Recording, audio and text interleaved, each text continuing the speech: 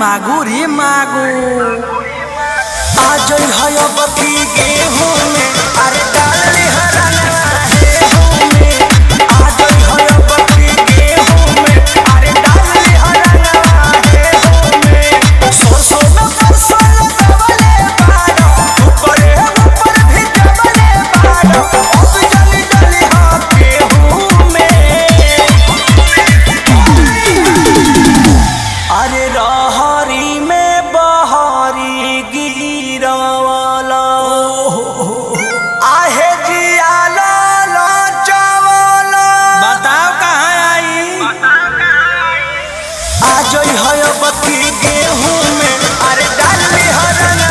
गेहूं में आज है बकी गेहूं में अरे डाल ले हरना गेहूं में आज है सोना कल